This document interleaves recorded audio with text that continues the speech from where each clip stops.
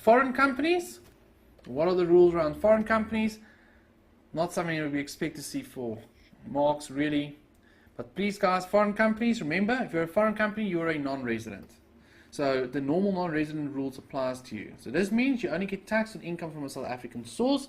Remember, you have to consider Section 9 there, and you have to consider the common law rules. Common law rules is that originating cause, where is the originating cause situated?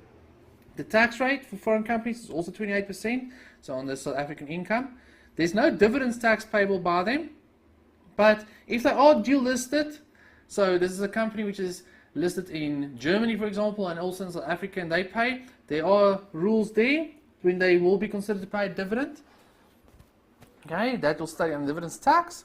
And then guys, please just remember that foreign companies will only pay capital gains tax if they dispose of assets relating to a permanent establishment in South Africa and or immovable property in South Africa. And that is per the very important paragraph 2 of the 8th schedule. That tells you what is in and outside of the CDT net.